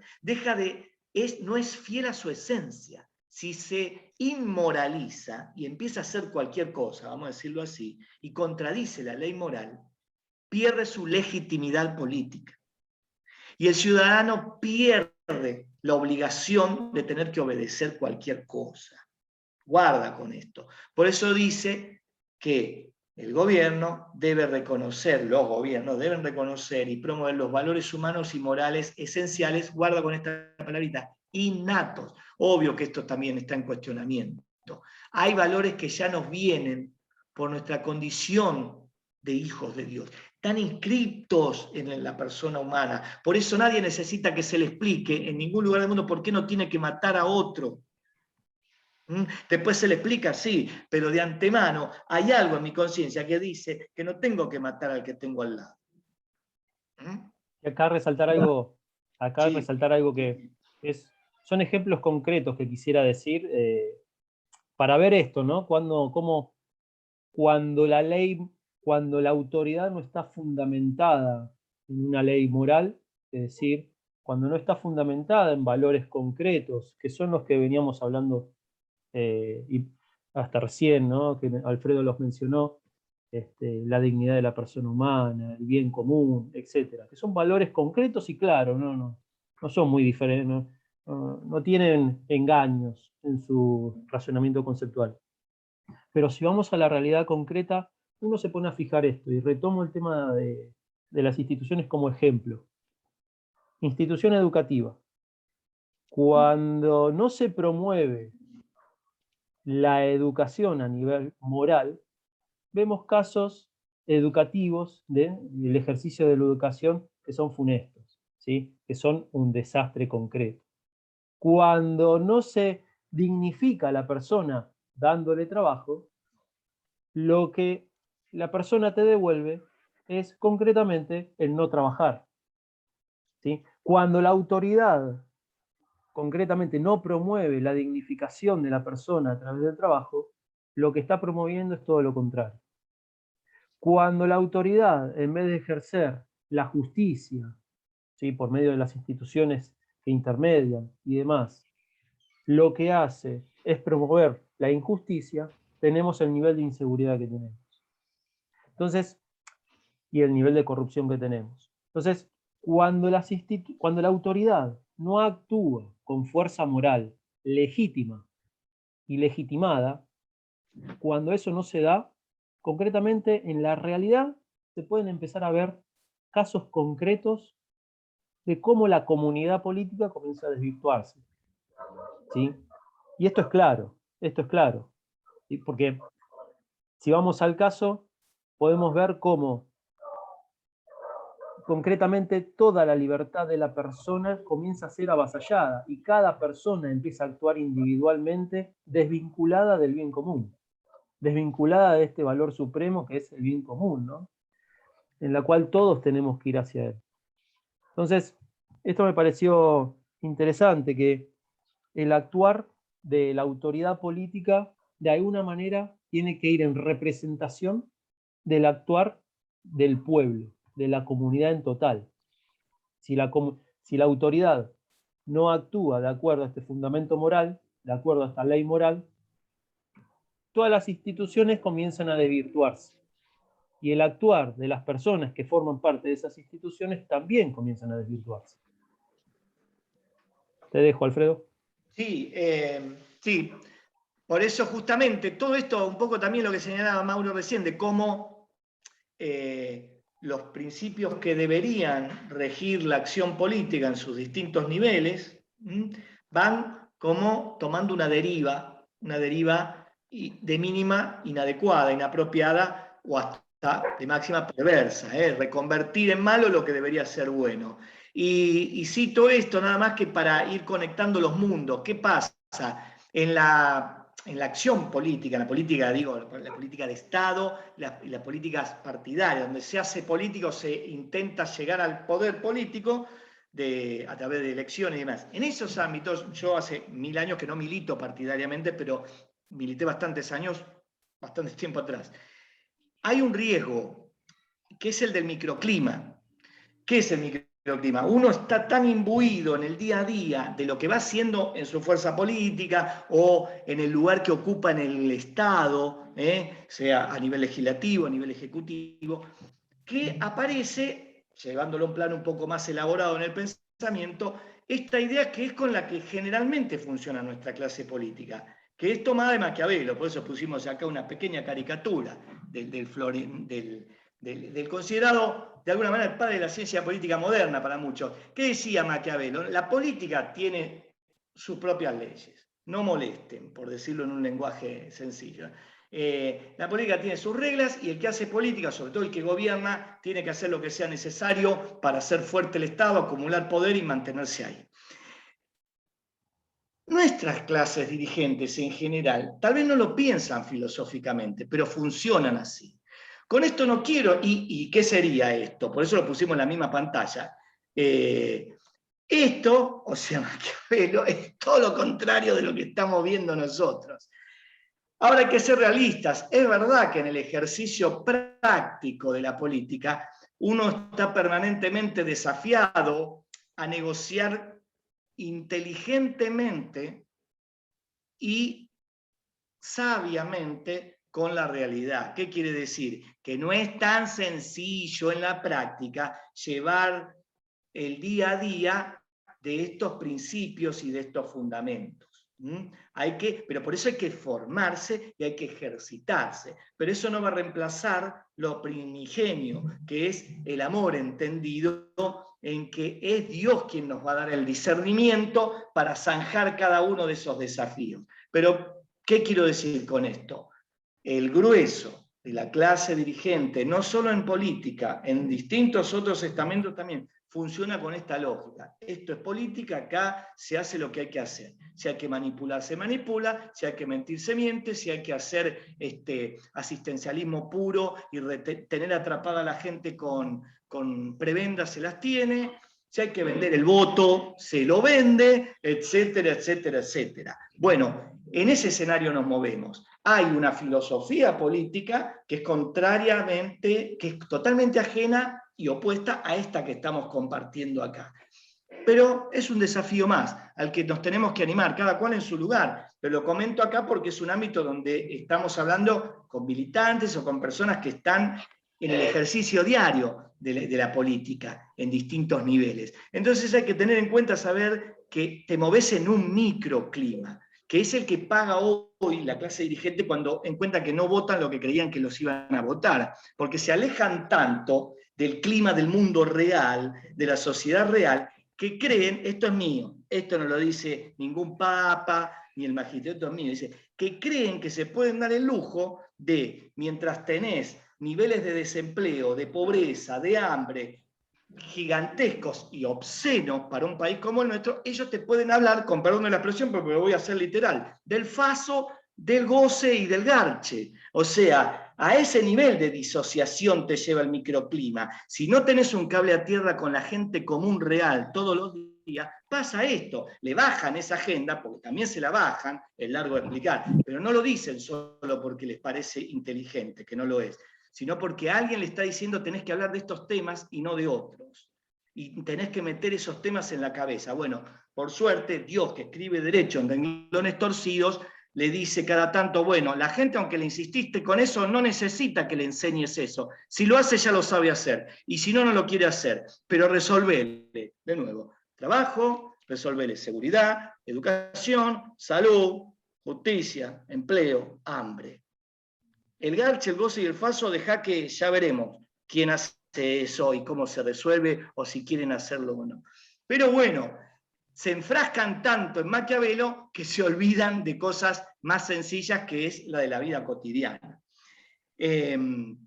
Finalmente, respecto al tema de la ley y de la autoridad justa, ¿qué nos dice el magisterio? Estamos teniendo que empezar a redondear, ¿no, Lili? Bueno, de última haremos un retome en la siguiente, que claro, pero por lo menos cerrar con alguna cosita para que no nos quede tanto, ¿no?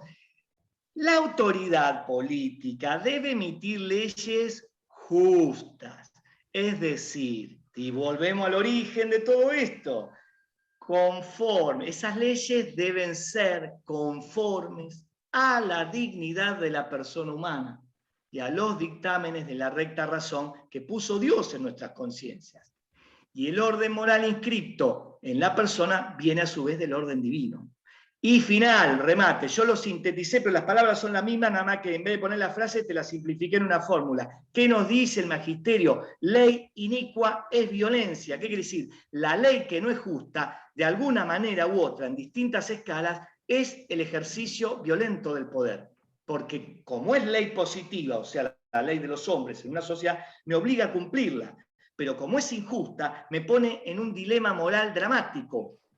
¿Es lo que va a pasar? No, lo que desafortunadamente está y va a ir empezando a pasar, ya está pasando, por ejemplo, obviamente con la ley del aborto, donde médicos, enfermeros y muchas otras personas se ven o se van a ir viendo enfrentadas a un drama ético, porque están obligadas por una ley positiva que es inicua, con lo cual no hay autoridad para obligarla, pero de hecho sí, porque te la van a hacer cumplir. Hay una ley positiva y hay una ley divina, y vos entrás en un dilema moral que es difícil de zanjar, porque acá yo cómodamente, con mi notebook, con gente amiga, con el matecito, lo puedo decir con esta intensidad y con esta seguridad, porque lo creo, obviamente. Pero aquel que está justo en el frente de esa situación es un desafío muy fuerte. Por eso hay que, de nuevo, ora et labora, hay que rezar y laburar todos los días, porque estos desafíos es probable que se intensifiquen y se diversifiquen. Vos fíjate, porque esto es una agenda muy fuerte del poder mundial. Junto con el aborto va a ir viniendo, ya está viniendo la eutanasia, por eso tenés tantos influencers, dirigentes políticos, personajes mediáticos, sobre todo en el mundo del periodismo, que ya empiezan a naturalizar el tema de la muerte digna, el tema de, bueno, yo si soy viejo y la verdad que estoy mal, podría morir. Si ustedes, yo escucho pocos medios de los hegemónicos, de los comunes y corrientes, pero cada tanto escucho, en radio más que nada, y voy viendo cómo van naturalizando, imponiendo estos temas como si fueran lo que todo el mundo habla. La gente común no habla en general de esto, pero ellos te lo hacen ver como que estos son los temas. Hay que estar pillo con esto, hay que estar atento, porque esa es una de las formas de engaño y de manipulación de los medios de comunicación, al tema al que no llegamos, pero lo podemos levantar la próxima, que es naturalizar lo que no es natural. Ir mostrando de tanto hablar todos los días de eso, como que todo el mundo piensa eso y piensa en eso. Y en realidad la gente común en general no piensa en eso ni de eso. Pero no quiero hacer un trabalenguas. Pero digo, ley inicua es violencia. Obviamente, acá no llegamos a lo que venía después, pero capaz que se nos va, me parece, el tiempo, ¿no? Dos temas, el tema de objeción de conciencia y de derecho a la resistencia. ¿Hasta qué punto o a partir de qué punto yo puedo objetar en conciencia, verme obligado a cumplir ciertas cosas que no puedo? Porque llego al extremo donde tengo que elegir entre la ley de Dios y la ley de los hombres. Eso igual hay que trabajarlo mucho, porque no es que en cualquier situación, de cualquier manera, digo, bueno, listo, yo no cumplo más la ley.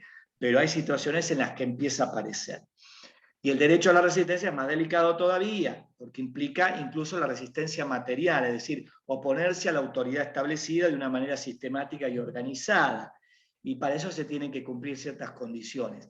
Hoy me parece que sería muy largo explicarlo, no nos daría el tiempo. Me pongo igual a disposición de lo que me digan ustedes.